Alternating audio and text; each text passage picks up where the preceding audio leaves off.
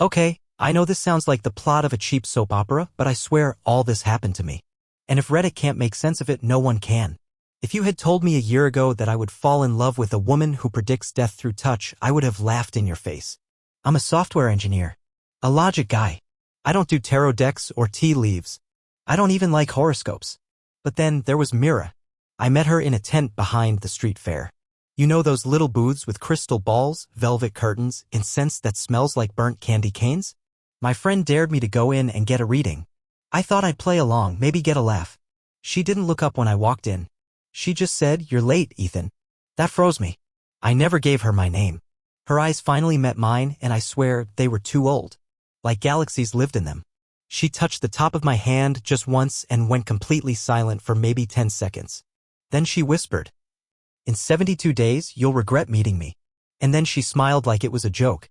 Like she hadn't just delivered the coldest line I'd ever heard in my life.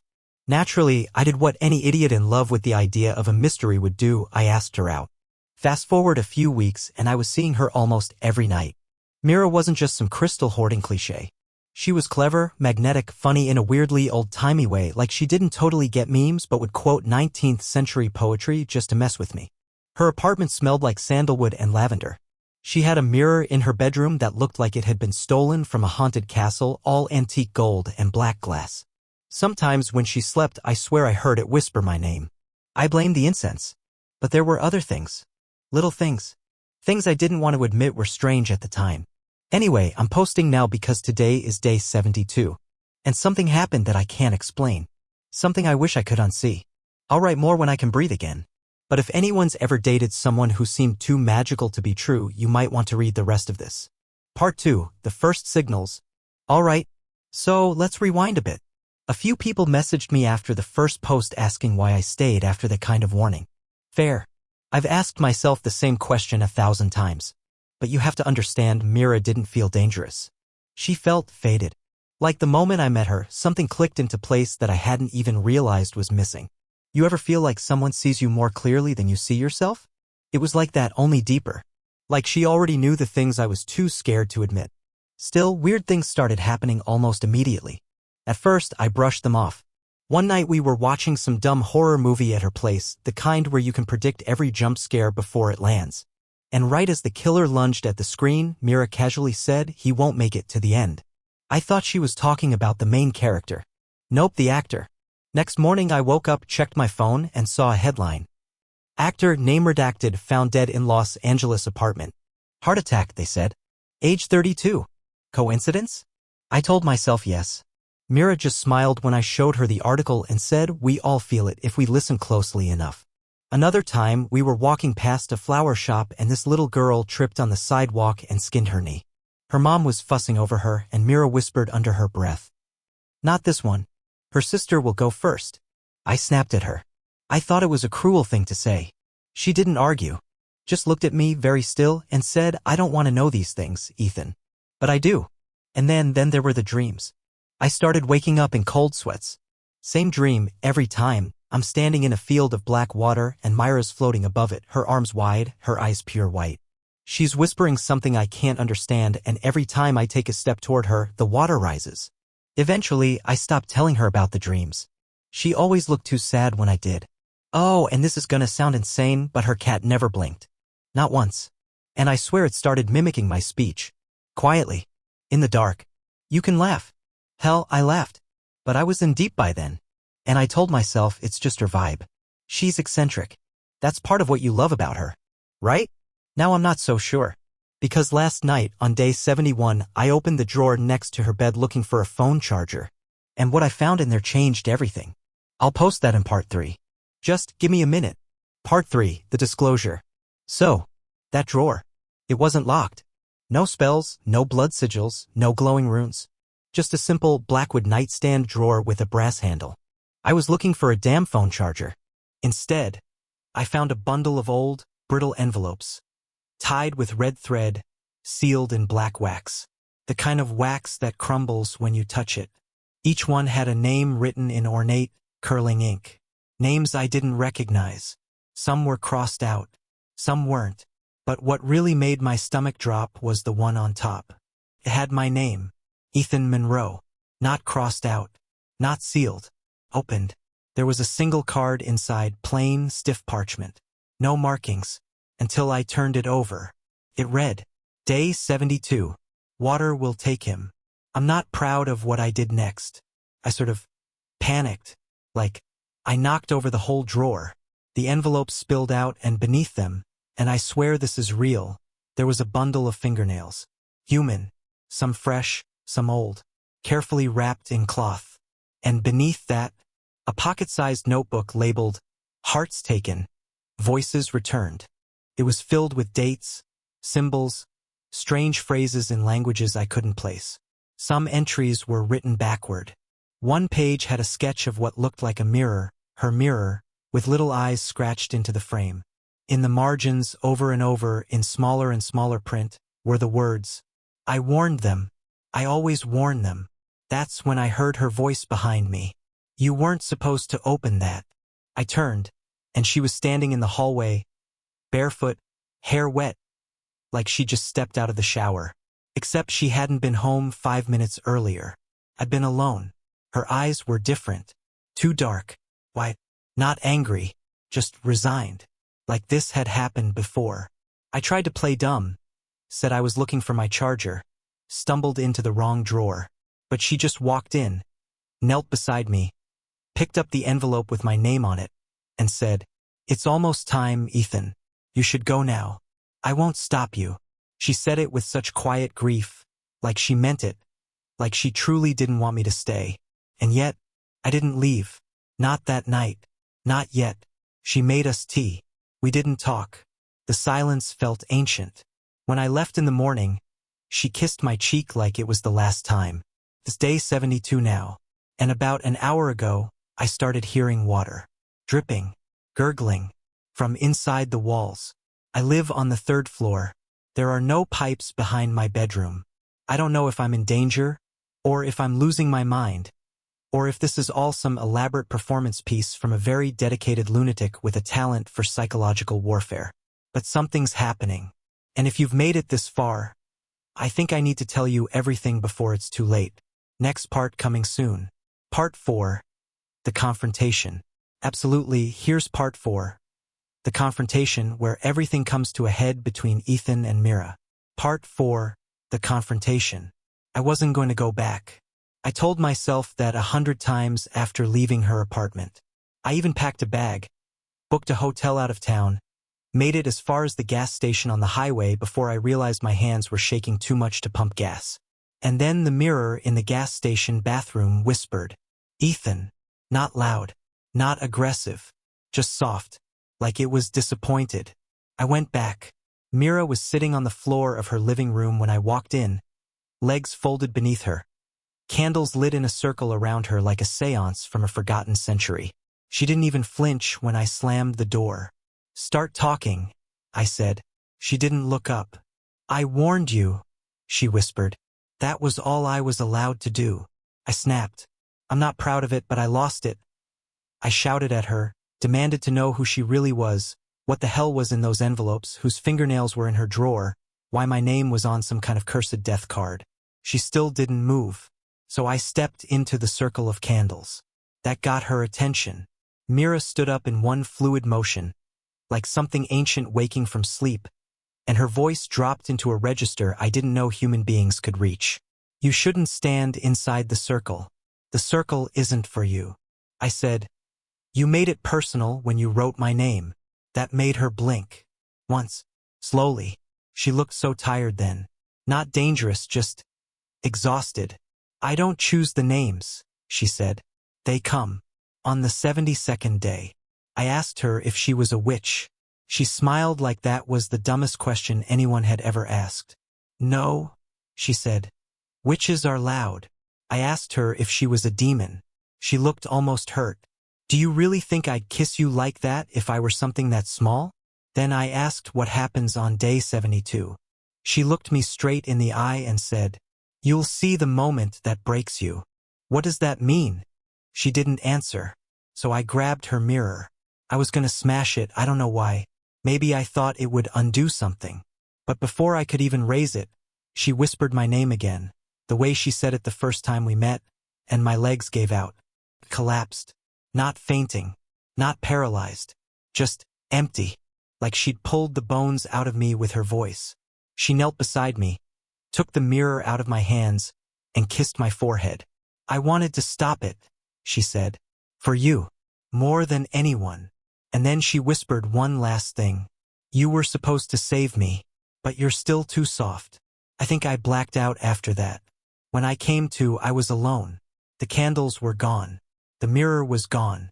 And Mira vanished. I haven't seen her since. But the water is louder now. And tonight, the whispers in my apartment said something new. We warned you too. Part 5, Emotions. I haven't slept in 2 nights. I'm writing this from a motel just outside town. One of those places where the vending machine eats your money and the shower head squeals like it's in pain. But at least the mirrors here are dull and cracked and don't speak. I can't stop shaking. Not from fear exactly, though yeah, there's that too. But mostly, grief. I think I'm grieving someone who might not have been real. Or worse, was real but not human. The thing is, I wasn't just in love with Mira. I was anchored by her.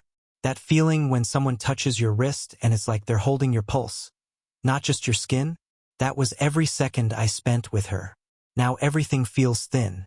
Reality feels like cheap wallpaper. Like if I press too hard, I'll tear right through it. I keep thinking about the way she looked at me during that last conversation. Like she wanted me to figure something out but couldn't say it outright. Like it physically hurt her to hold back. She said I was too soft. I don't know if that was an insult or a regret, or both. And I keep thinking about what she said. You'll see the moment that breaks you. Is that it? Was that the moment? Her leaving? The mirror? Or is something worse still coming? I tried to call a friend to talk this out. I said I thought I was having a breakdown. He asked if I was high. I told him I was scared of water. He laughed. I hung up.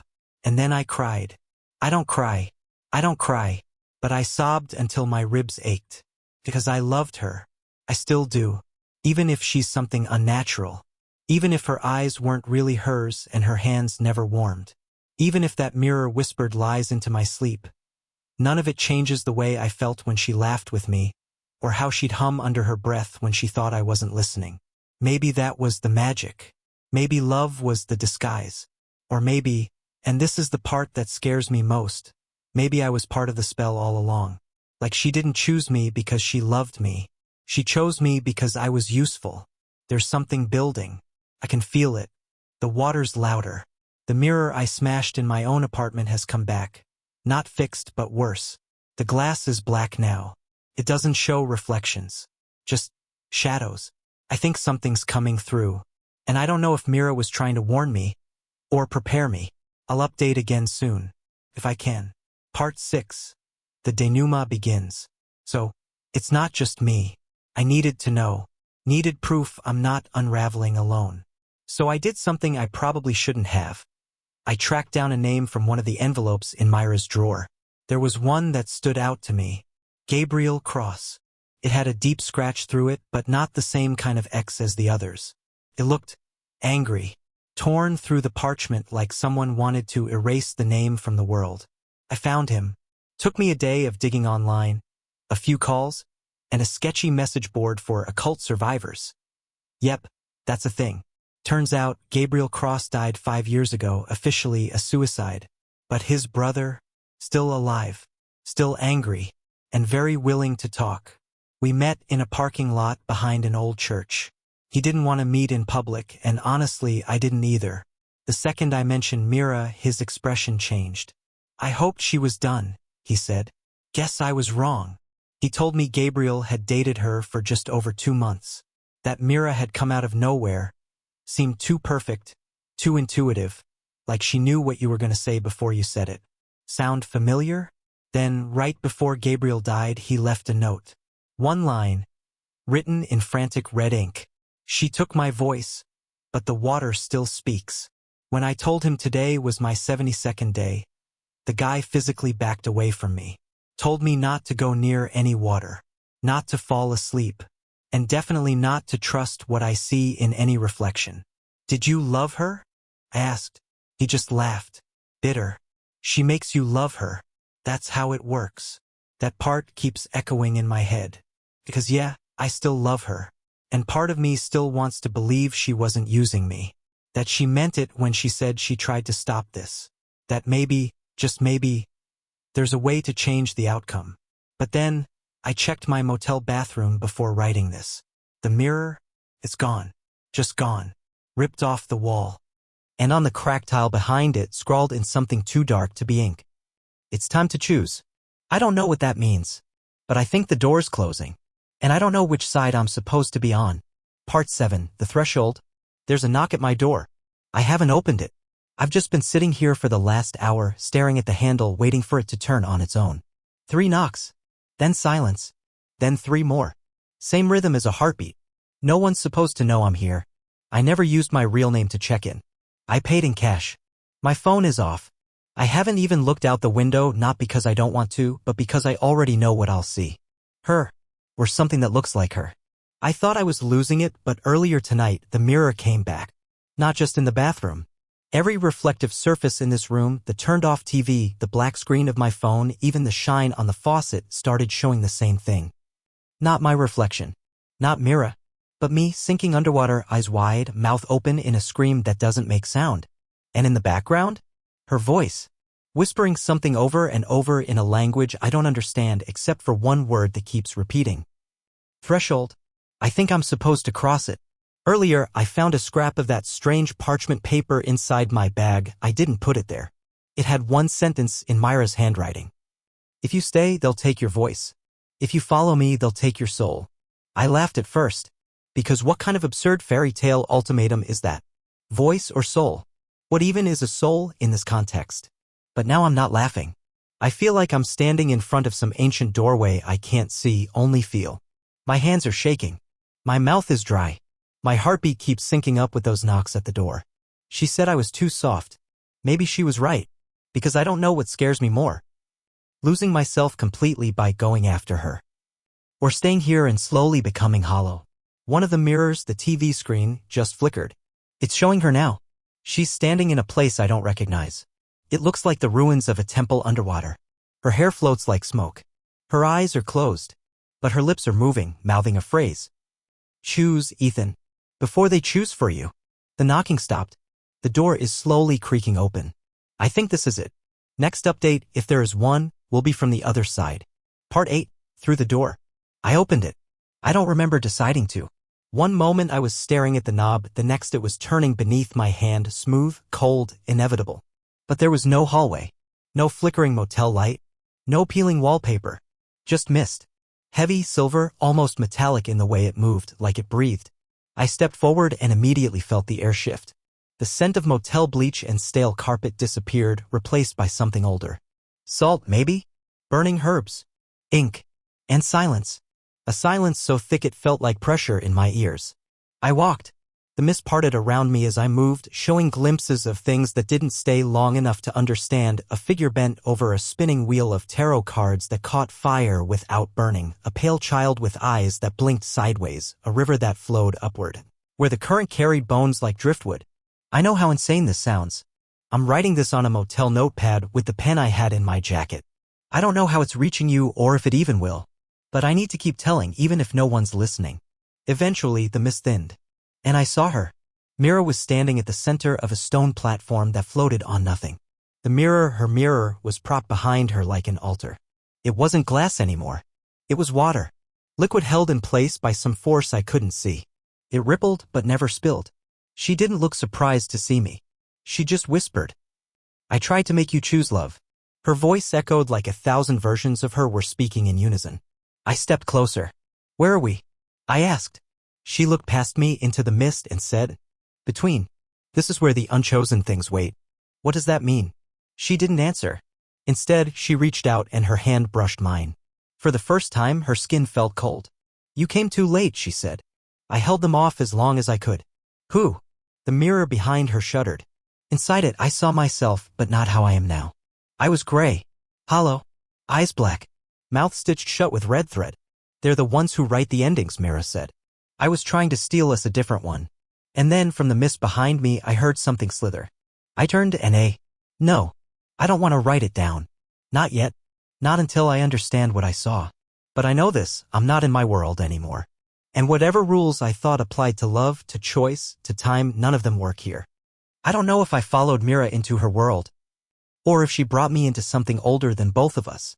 But I crossed the door. And now, I don't think I can go back. Part 9, The Mirror's Truth. The thing in the mist didn't follow me. It didn't need to. Mira turned to the mirror, if I can still call it that, and placed her palm against the surface. The liquid shimmered, then solidified for a heartbeat. My reflection appeared again, but it wasn't me. Not the me I remember. He looked like me, sure. Same face. Same clothes. But his expression, it was empty. Eyes wide and dry, like they'd forgotten how to cry. And something was wrong with his mouth, it kept twitching, like it was trying to speak but didn't know how.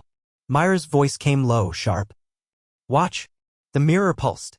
And then it started to show me things. Not visions. Memories. Except, they weren't mine. At least, I don't remember them. But they felt like mine. Like pieces of a dream I'd once had and forced myself to forget. I saw myself as a child standing outside a burning house holding a locket, the same one I found in Mira's drawer a week ago, the one I assumed belonged to someone else. In the vision, I opened it. Inside was her picture. But she looked exactly the same. Not younger. Exactly. The same. Then another scene, me sitting at a table, older now. Maybe college age. A woman sitting across from me. Her face flickered between strangers.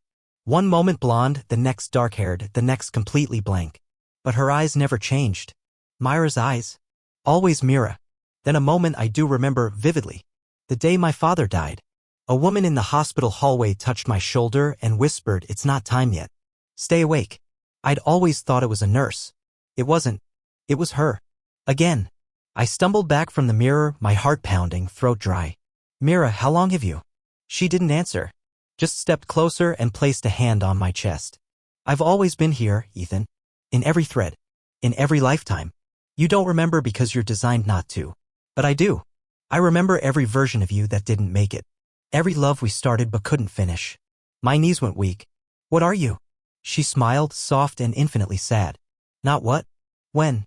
I'm the moment before regret. The breath before the fall. The thread you always almost see before it snaps. I should have run. Should have screamed. But instead I asked. And me?" She leaned in, whispered. "You're the one who almost remembered." Then the mirror rippled again. And this time it showed me on day 73, drowned but eyes open. Smiling. I don't know what it means yet. But I think she's trying to give me a choice. Or a chance. Maybe this was never about escaping. Maybe it's about remembering something I was never supposed to know. Part 10, The Drowned Ones Speak. I didn't sleep. I couldn't. The air here doesn't feel like it allows rest. It's thick, like breathing through velvet. My thoughts echo not just in my head, but around me. Sometimes I swear they answer back. Tonight, the mist changed. It curled upward, forming shapes. Human-shaped. Blurred outlines that twitched like bad film reels. At first, I thought it was just more illusions from the mirror, a trick, another memory. But then they spoke. Not aloud. Inside me.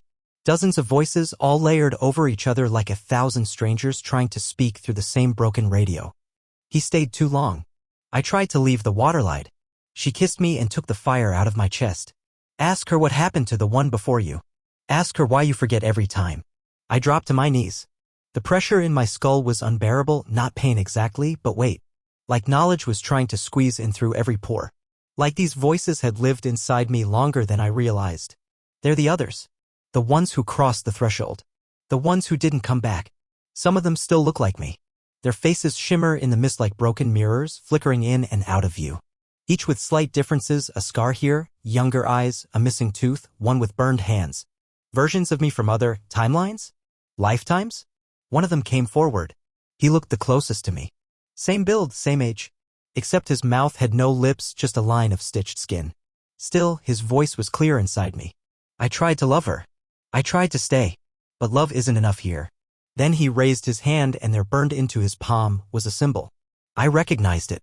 It was the same one drawn over and over in Mira's notebook. The one I could never translate. It moved. It twisted on his skin, shifting like a living brand. Mira appeared behind him. And when she did, all the voices went quiet. She didn't look angry. Or sad. Just calm. Almost tender. "You weren't supposed to find them," she said. "Not yet." I stood up, dizzy, shaking. "Are they me?" "They're what you could have become." "Then what am I?" She stepped close, touched my chest again, and for a moment the air stilled. You're the one who made it this far without forgetting. The one who hesitated at the edge. Which means... She paused. You still have a choice. I wanted to scream. To run. To throw myself into the void just to end it. But I stayed. I asked. What happens if I choose you? Mira didn't answer with words. She just leaned in and kissed me. And the world split. Not metaphorically. Literally. Like fabric tearing. Suddenly I was seeing two timelines. One where I turned back, safe, sane, scarred. Another where I stayed, swallowed, rewritten, transformed into something not quite human anymore. Both versions of me looked miserable. And then I heard the drowned ones again. There is no right choice. Only a price. Part 11, the bargain. I asked her what the price was.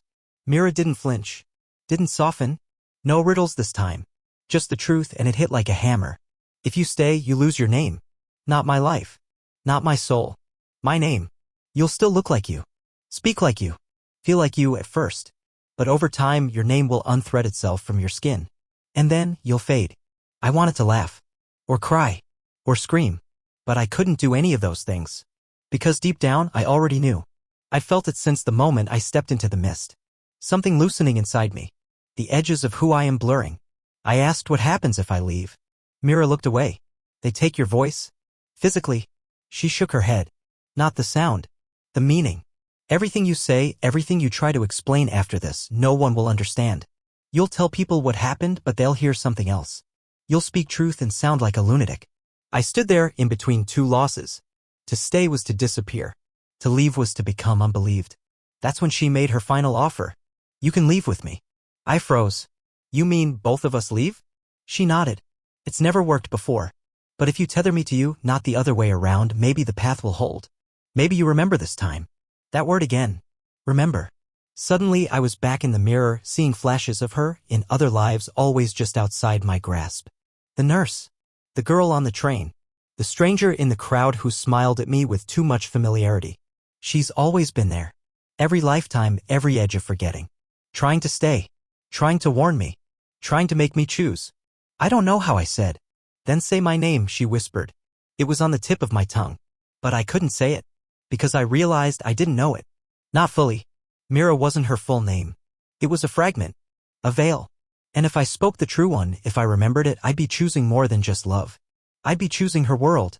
The mist around us began to shrink. The drowned ones pulled back into the dark. The mirror trembled, barely holding shape. I was running out of time. One choice would let me leave. One would bind me forever. And there she stood. Arms open. Waiting. Not begging. Not pleading. Just waiting. I opened my mouth. And spoke. Part 12, the name and the fall. I said her name. Not Mira. The real one. I don't know how I knew it, only that it had been buried inside me since the first time I looked into her eyes.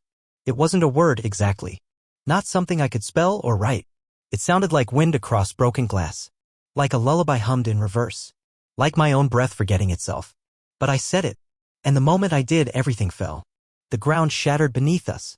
The platform we stood on crumbled like dry leaves. The mist peeled back like old wallpaper. Behind it, there was nothing, and in that nothing, everything. I was falling. Not down, not up, just away. Away from time, away from reason, away from the shape I used to be. And Mira, no, she fell with me. She was glowing now. Not bright, not golden. More like her skin had finally stopped pretending to be human. She looked like starlight caught in morning. Like the echo of a god who forgot how to pray. She held my hand. Just once, tightly, as we tumbled into the space between everything. Her voice in my head again, not loud, not urgent, but full. You chose me. That means the ending is new. Then she let go. And I landed. Back in my apartment. Just like that. Same clothes. Same couch. Same hum of the fridge in the next room. For a second, I thought I'd imagined all of it. Some kind of dissociative episode. A dream inside grief, inside obsession. But then I looked at the mirror. It was cracked. Not shattered, just one long, jagged line running through the center. And scrawled on the glass, in wet black ink that hadn't been there before. You remembered. I should have felt relief. Or peace. Or something. But instead, I felt hollow. Because I realized I couldn't remember her face. Her voice? Gone. Her scent? Gone. All I had left was the memory of loving someone I could no longer describe. And worse, when I tried to tell someone about her, the words came out wrong. I tried calling my friend again. I said, "Do you remember the woman I told you about?" He said, "The one from your dream?" I said, "No, she was real." He laughed. "You've been alone, Ethan. You always have." I hung up. I stared at the mirror again, and I whispered her name, the true one. No sound came out. Not because I couldn't speak, because there was no word anymore. Just absence. Part 13, Echoes of the Forgotten. It's been 6 days. I've tried to live like I did before: grocery store, laundry, checking emails, existing in the framework of a life that no longer fits. But something's wrong. Not wrong like monsters in the closet wrong. Wrong like the air hums differently now. It started small. Lights flickering, not just mine, but everywhere I go. People stumbling mid-sentence when they speak to me like their minds short-circuit around certain words. And reflections, they hesitate. I caught myself blinking in the mirror after my reflection did. That's not a metaphor. I tested it. Over and over. The delay is exactly 0.7 seconds. I've stopped shaving. A week ago, I told myself this was over. That I said her name, made my choice, came back, paid the price. But now I think that wasn't the end. That was just the entry fee. Now I'm starting to see the echoes. A barista at the cafe near my apartment handed me my drink and said, "You shouldn't be here." I asked what she meant. She blinked. Looked confused. Said she hadn't spoken yet. Last night, a little boy on the train pointed at me and whispered to his mom, "That man's not finished." She yanked him away like he'd cursed in church. I checked my reflection in the train window. I was smiling. But I wasn't smiling. I know how that sounds. I know. But these aren't hallucinations. I'm not sick. I've been to a doctor. Blood work, brain scans, the works. Clean bill of health. It's the world that's sick now. Or maybe I'm just a loose thread that shouldn't be here. And then today, the worst of it. I walked past a storefront. The glass was dark. No display, no lights, no reflection. Except one. Hers. Mira. Standing inside the glass, unmoving. Her eyes met mine. Her mouth didn't move, but her shadow's mouth did. It formed a single word. Soon. I didn't wait. I ran. But I can feel it even now as I write this. Something's coming back for me. Or maybe I'm the thing returning. Either way, reality is starting to ripple like a pond disturbed by something deep beneath the surface. And if that's true, then the final part of the story isn't mine to write. It's hers. Part 14, The Last Door. Tonight, the door came back. Not metaphorically. Not in a dream. I mean, it literally appeared in the middle of my apartment. A freestanding, rotting wooden door, tall and narrow, with a brass handle and no frame. It shouldn't stand. But it does. Casting no shadow. Sitting where my coffee table used to be. It arrived at 3:03 a.m. I know because I was already awake, sweating, heart racing. I just heard Mira's voice in a dream I can't remember. When I opened my eyes, the door was just there. Waiting. On the wood, written in scorched letters, was one word. Return. No instructions. No threat. Just an invitation. Or maybe a command. I haven't opened it. Not yet. But the air around it isn't still. It pulses. Breathing. Like it knows I'm hesitating. Like it's disappointed. I tried calling someone, anyone, again. My phone made the call, but the voice on the other end wasn't human. Just static and a single whisper looping every few seconds. You're running out of time. I unplugged my router. Smashed the phone. It didn't help. The door stayed. The air watched. And then, right before I sat down to write this, I saw something else. Carved into the floor beneath the door, symbols I'd only ever seen in Mira's notebook. A circle. A mirror. A shape like a key. And in the middle of them all, my name. But it was fading. Letter by letter. I touched it. And my fingers felt nothing. Not the floor, not the carvings. Just emptiness. And I realized something. She didn't bring me back to spare me.